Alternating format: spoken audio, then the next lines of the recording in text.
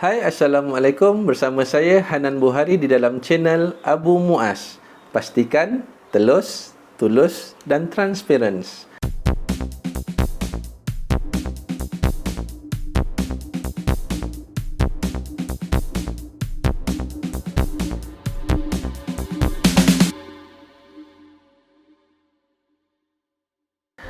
Okey, pada hari ini saya akan menerangkan mengenai cara untuk memilih ejen hartanah. Namun sebelum itu, apa itu ejen hartanah? Okey, bagaimana untuk mengenali ejen hartanah? Okey, apa itu ejen hartanah sebenarnya? Ejen hartanah adalah seseorang graduan yang mempunyai ijazah ataupun diploma ataupun sijil yang berkaitan dengan hartanah.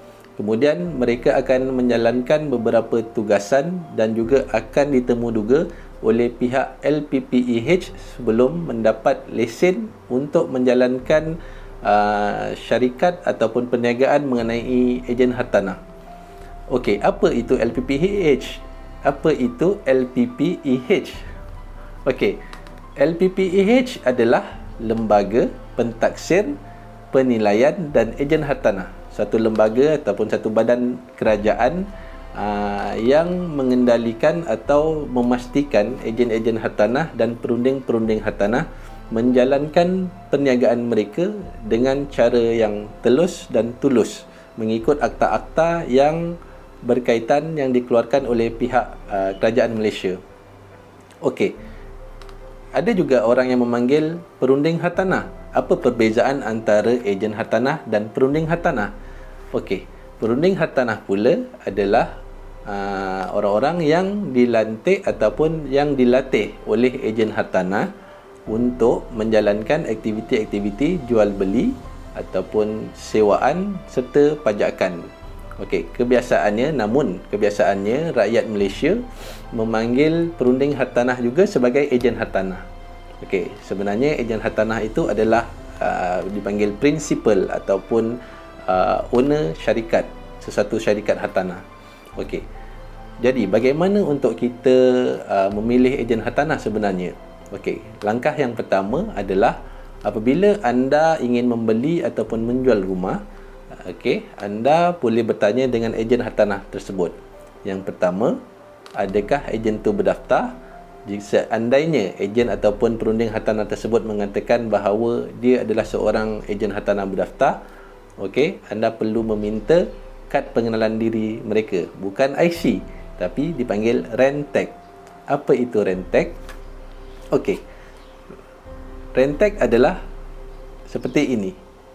Alright, ini adalah tag ataupun Rentag pengenalan diri. Apa yang ada pada Rentag ini adalah wajah seorang ejen, okey, nombor IC mereka, nama company yang mereka bernaung dan juga nombor RAN mereka.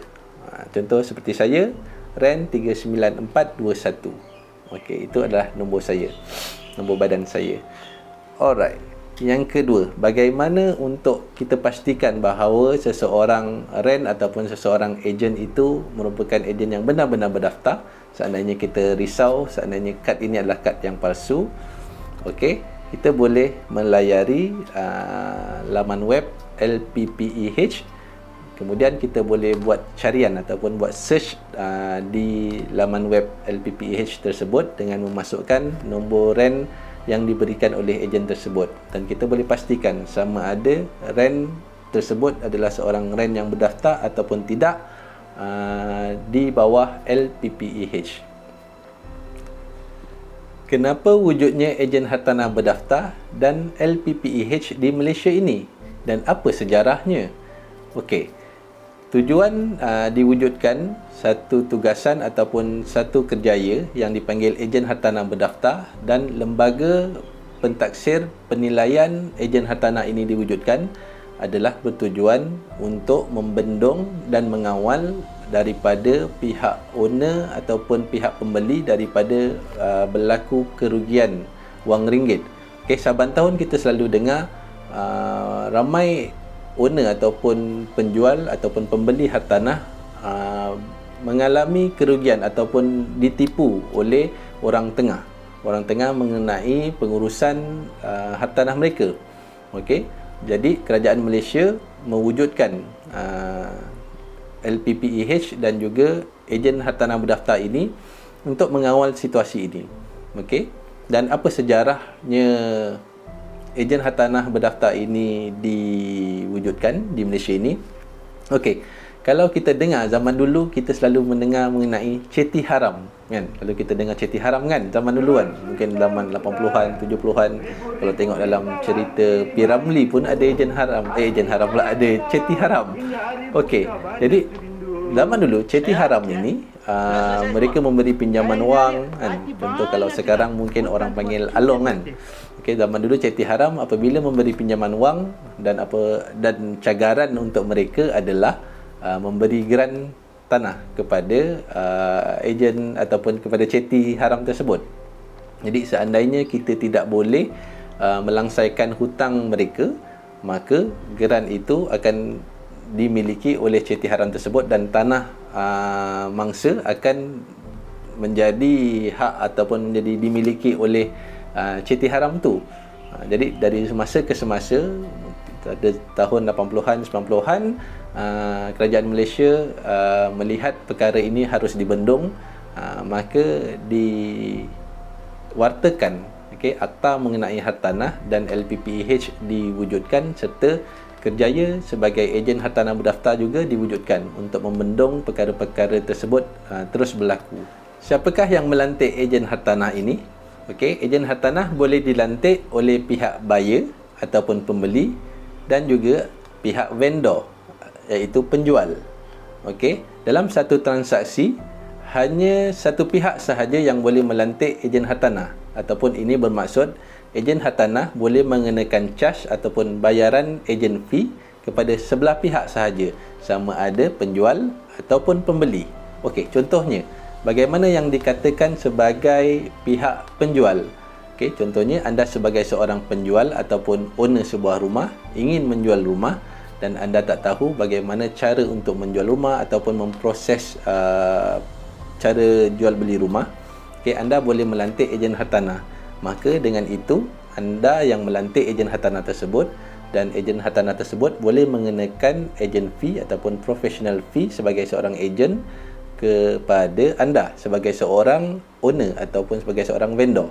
Okey, bagaimana pula situasi anda sebagai buyer dikenakan fee ataupun dikenakan charge daripada ejen hartanah? Okey, perkara ini berlaku seandainya contohnya anda sekarang sedang menyewa sebuah rumah, kemudian anda berminat untuk membeli rumah yang anda sewa. Anda deal dengan tuan rumah anda dan tuan rumah anda ingin menjual rumah tersebut, namun pihak tuan rumah tidak tahu menguruskan untuk menjual rumah dan pihak tuan rumah memberikan harga yang rendah kepada anda dan dia meminta anda untuk mencari ejen-ejen hartanah untuk menguruskan proses jual beli anda dan juga tuan rumah tersebut.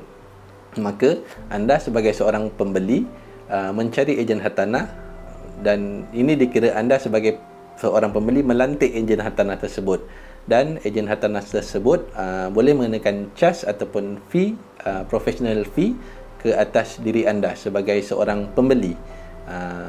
Namun kebiasaannya ada juga di beberapa tempat ataupun di beberapa negeri yang berlaku di mana ada ejen hartanah yang mengenakan fee terhadap kedua-dua belah pihak, iaitu pihak pembeli dan pihak penjual.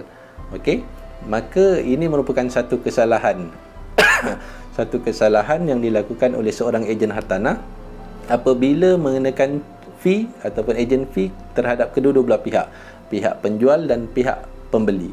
Okey, anda perlu ingat sebagai seorang penjual ataupun sebagai seorang pembeli, anda perlu mengetahui perkara ini. Okey, berapakah fee yang sepatutnya dikenakan oleh ejen hartanah terhadap anda? Okey, seandainya anda sebagai seorang owner, fee yang memang telah ditetapkan oleh pihak kerajaan ataupun pihak LPPEH terhadap ejen hartanah hanyalah maksimum 3% sahaja. Okey, 3% daripada harga nilai jualan. Bermaksud seandainya rumah anda ingin dijual dengan harga RM300,000, maka ejen fee yang boleh dikenakan oleh pihak ejen tersebut hanyalah 3% daripada RM300,000, iaitu RM9,000. Namun ada charge tambahan, iaitu SST ataupun GST ataupun dipanggil cukai teks daripada pihak kerajaan. Jadi ejen hartanah tersebut boleh mengenakan 3.18%, itu maksimum. Okey, jika anda berasa video yang saya sampaikan ini mengenai hartanah ini bermanfaat kepada anda, okey, bolehlah anda share, like and komen di bawah, dan berkongsi kepada rakan-rakan anda untuk sama-sama menerima manfaat dan ilmu mengenai hartanah. Okey, jumpa lagi di next video insya-Allah. Bye, jumpa lagi.